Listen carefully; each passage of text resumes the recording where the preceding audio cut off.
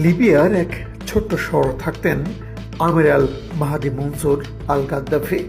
ছোটবেলা থেকেই এক স্বপ্ন লালন করে আসছিলেন তিনি, একদিন মক্কায় গিয়ে হজ পালন করবেন। বছরের পর বছর সেই স্বপ্নকে বুকে ধারণ করে অবশেষে এবার সুযোগ এসেছিল তার। প্রয়োজনীয় কাগজপত্র ঠিক করে দলের সঙ্গে রওনা দেন তিনি সৌদি আরবের পথে। কিন্তু ভাগ্যের এক অদ্ভুত বাঁকে আটকে গেল তার যাত্রা। যখন দলের অন্য সবাই বোর্ডিং পাস হাতে বিমানে উঠছেন, তখন আমিরকে থামিয়ে দেয়া হয় ইমিগ্রেশনে। সমস্যা তার উপাধি আল গাদ্দাফি।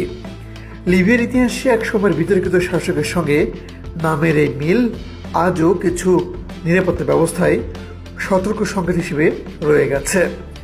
বারবার অনুরোধ করলেন আমির, বললেন, আমি শুধু হজ করতে যাচ্ছি, দয়া করে আমাকে যেতে দিন। কিন্তু সুরক্ষার দোহাই দিয়ে ক্যাপ্টেন সিদ্ধান্ত নিলেন আমিরকে ছাড়া ফ্লাইট ছাড়বে।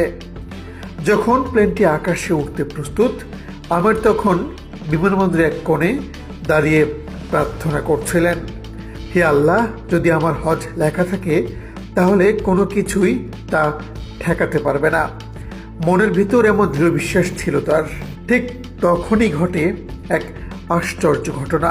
উড়ান শুরুর কিছুক্ষণ পরেই প্লেনটিতে কারিগরি ত্রুটি দেখা দেয় এবং সেটি বাধ্য হয়ে ফিরে আসে।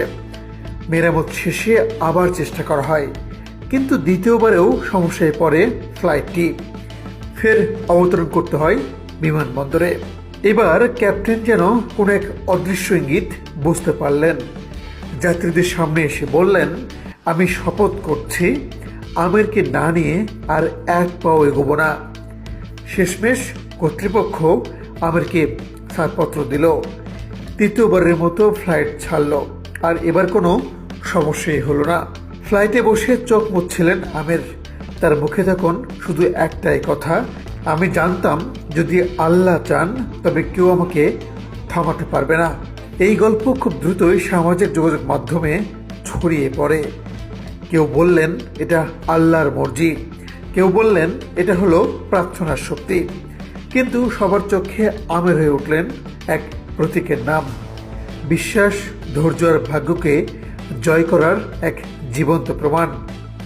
এভাবেই শত বাধা পেরিয়ে আমির আল গাদ্দাফি পৌঁছে গেলেন পবিত্র হজে, নিজের স্বপ্ন আর বিশ্বাসকে সত্য করতে।